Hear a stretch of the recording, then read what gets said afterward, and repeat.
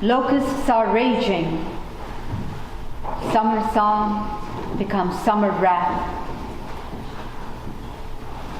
Of course, out there it's August, but in here, who knows?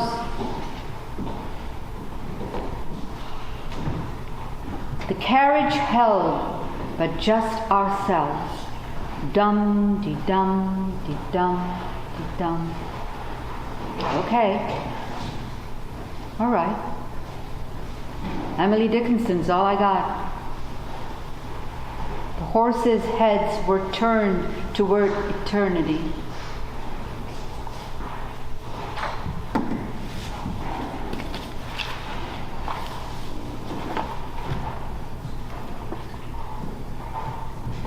Dedicated to my Violet. But that one in marble.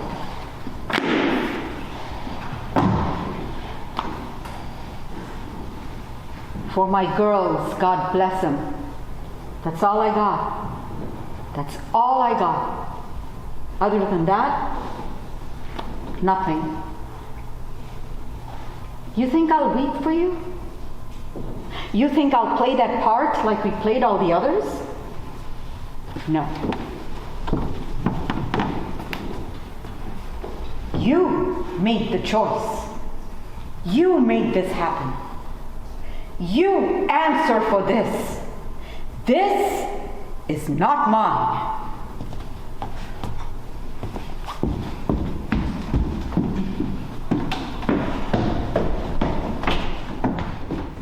Hello everyone, I am Rob Just, and we are here at Baldwinsville Theater Guild. So that means another performance is coming up.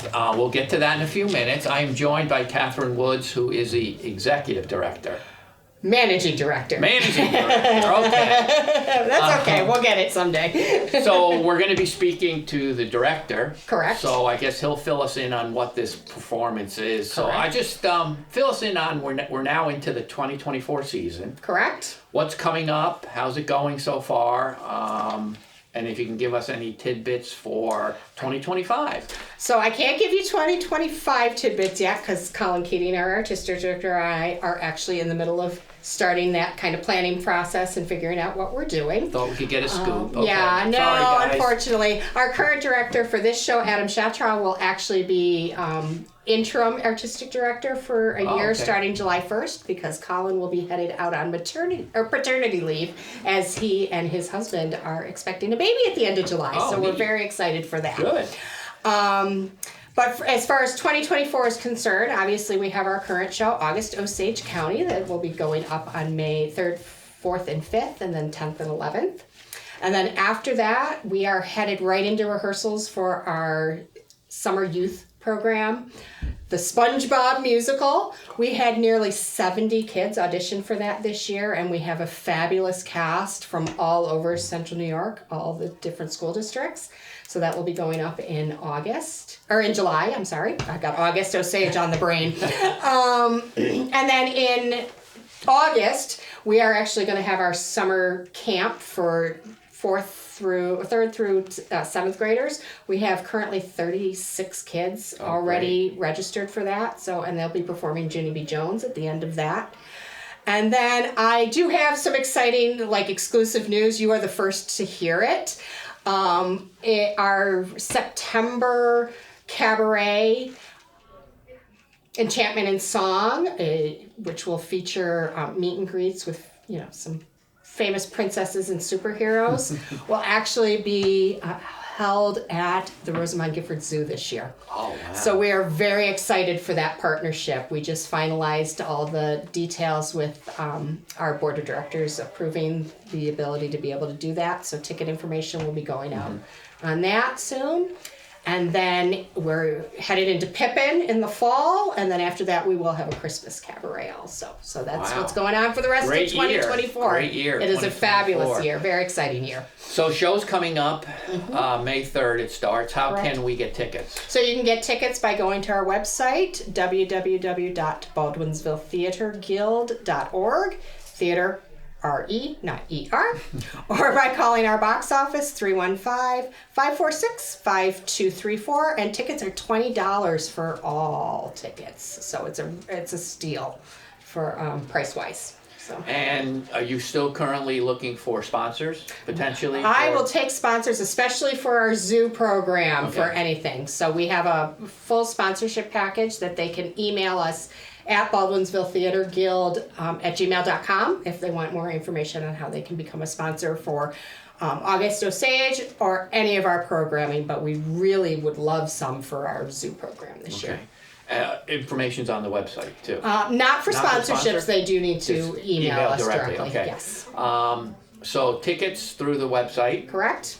Sponsorship, email directly. What about volunteers? Volunteers, we will be having a sign-up sheet going out for ushering for any of our shows. So we've got the Sign Up Genius sign-up sheet goes through the entire year, so they can choose any show they want. They can find that by actually going to our Facebook page, and the link is on there. Okay, good. Anything else you want to tell the audience? Come see August Osage County. It's a great show and one not to be missed. That's it. We're going to be talking to Adam, the director, in a few minutes, so stay tuned. Thank you. Thank you. Today, here and now. I think I spent so much of my early life just thinking about what's to come, like who I'd marry. Would he be a lawyer or a football player? Would he be broad-shouldered and good-looking and dark-haired? I spent a lot of time in that bedroom up there, pretending my pillow was my husband. And I'd ask him about his day at work and what was happening at the office, and did he like the dinner I made for him? Oh, and where we were going that winter on vacation, and he'd surprise me with tickets to Belize. And we'd kiss. I'd kiss my pillow. Make out with my pillow.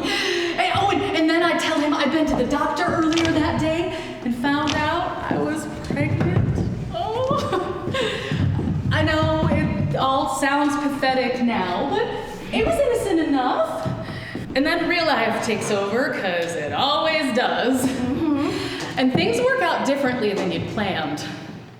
That pillow was a better husband than any real man I ever met. This parade of men fails to live up to your expectations.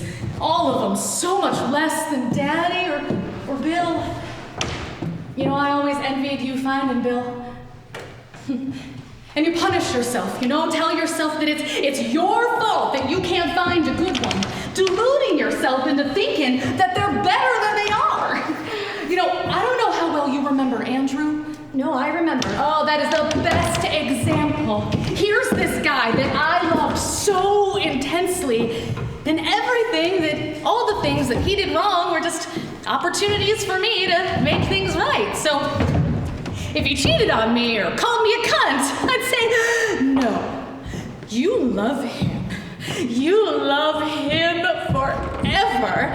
And this is just an opportunity to adjust your view on the world. Hi all, we're back with Adam Shatraw, director of the performance. Give us a little, I was looking in the website, and I had never heard about this play before. Okay. And so I was looking in the website, and the write-up of it is fascinating. First sentence, a vanished father, a pill-popping mother, and 3 sisters harboring shady little secrets. Yeah.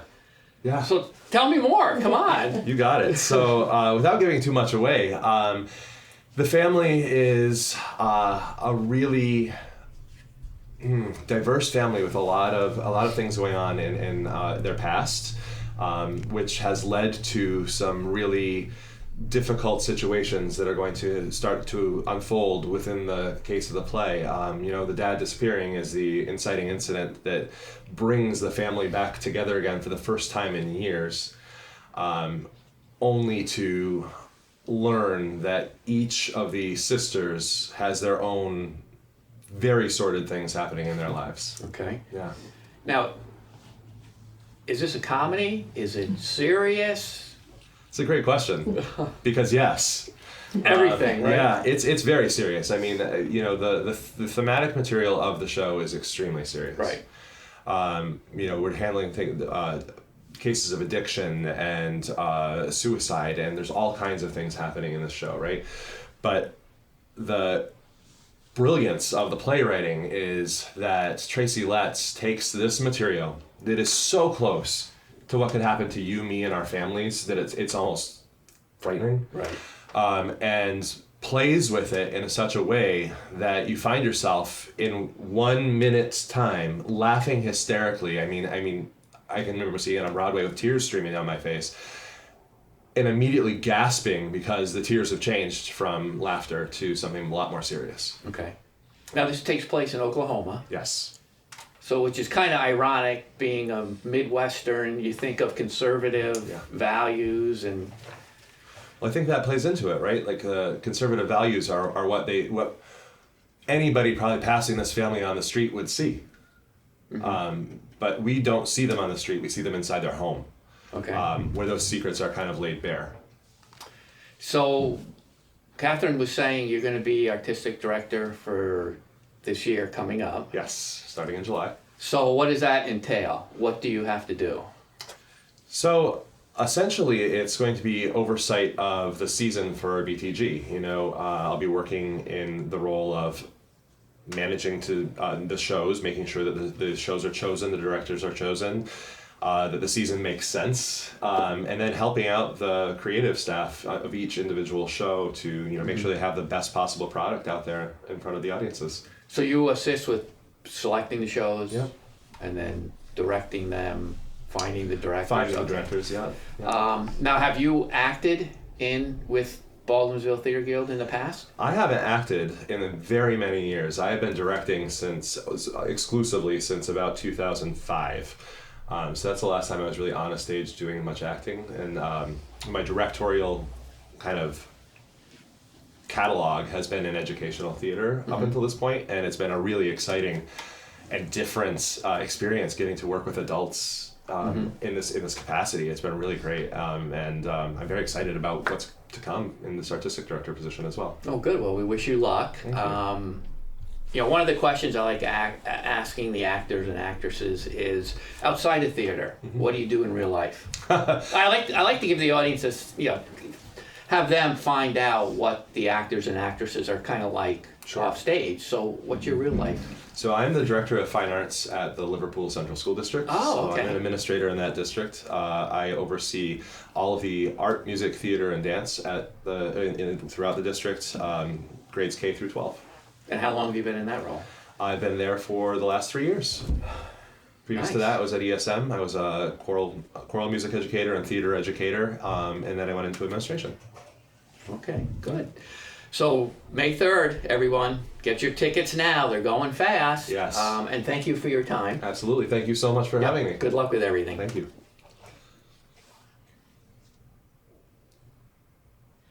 And I don't know when the precise moment was that I looked in the mirror and said, "Okay, moron," and walked out.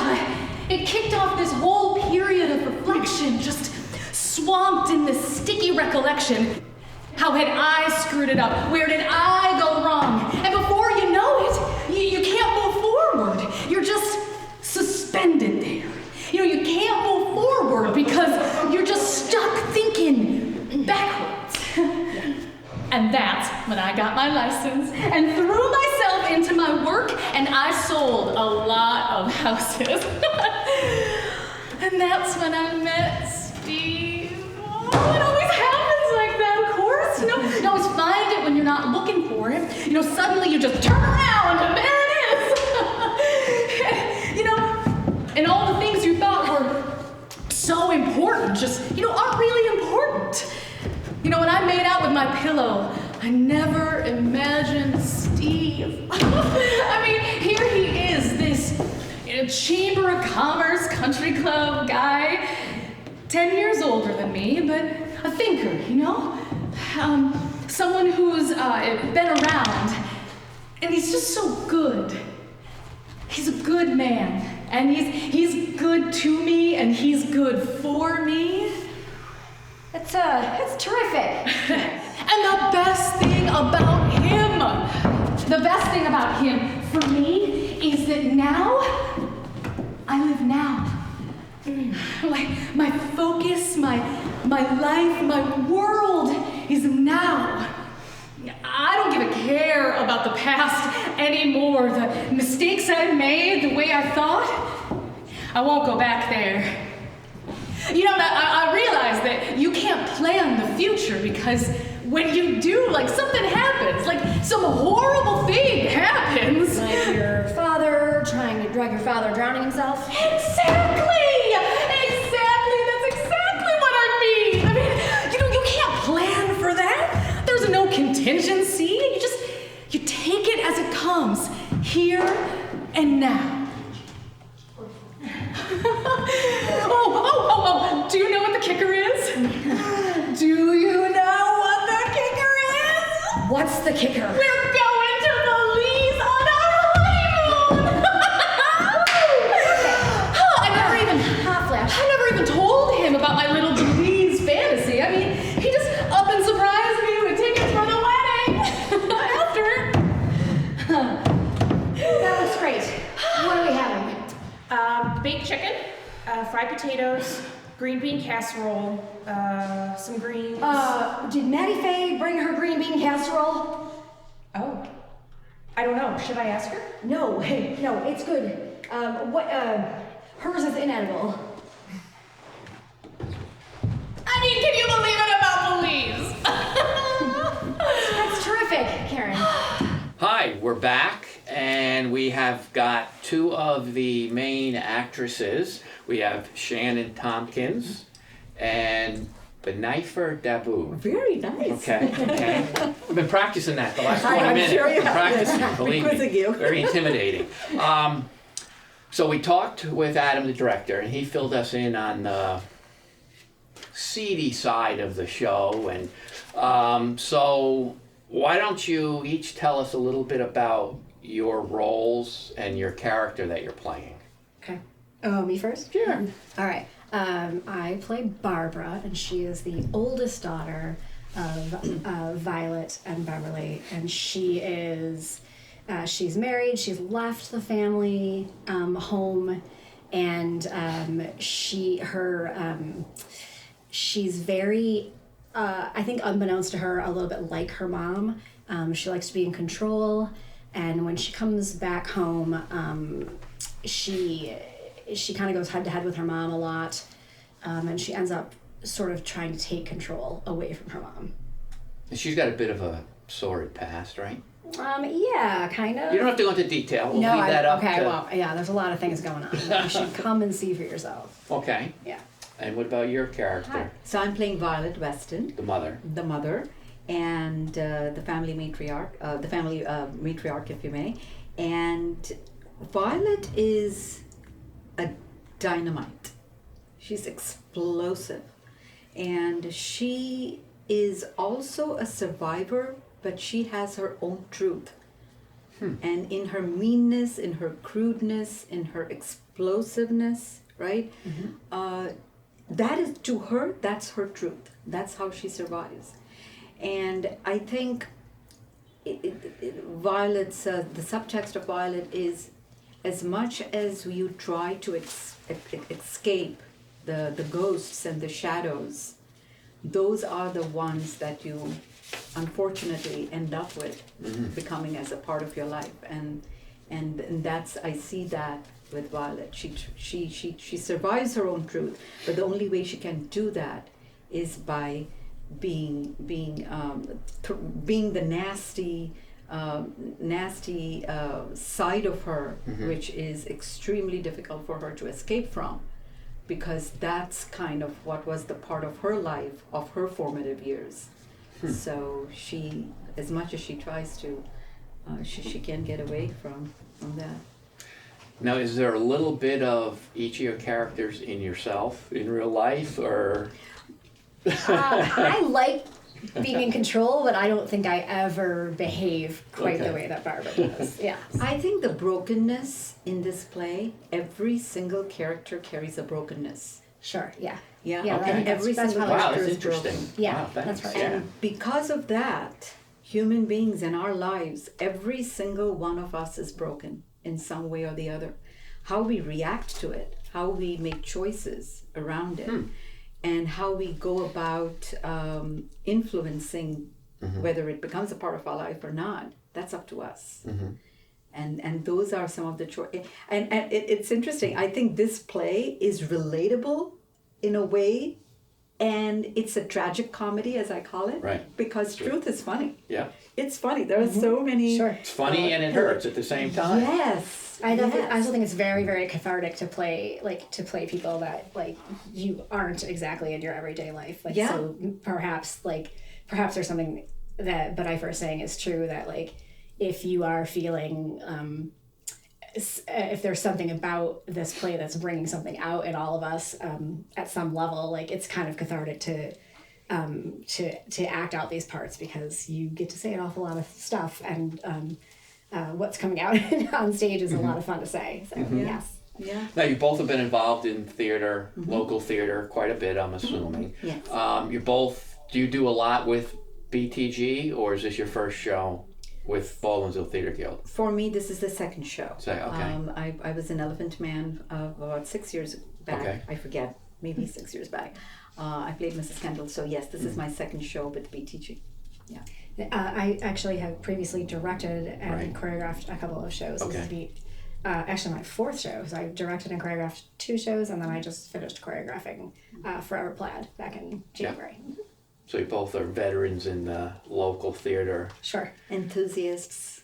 Well, good. What both of your all-time favorite parts that you ever did? That's like asking a mother to choose a favorite child. I know. Right? It's hard.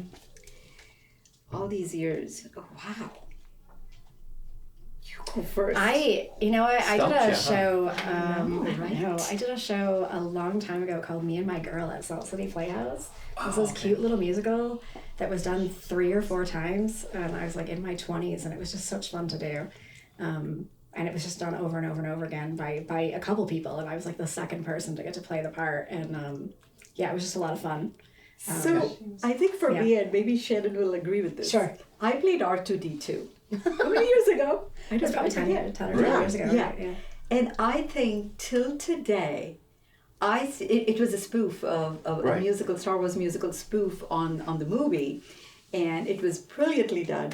I don't think that R2D2 was going to be a role or a character, and then it became one. And when I was approached by the director and asked me, well, you play many character roles, and I love playing character roles, so would you be interested in creating something with this? And I said yes. And I think Probably Yeah, because it I- was so different. it was, yeah. And you could put it your was out of the own body. Yes. flair into it, or your own personality Yes, into it. and Yeah. there were no words. You just have to kind of beat through and squeal through the whole show. And I think that was fun to create something out of the body experience. Now, outside of theater, what's your real life like? What do you do for a living?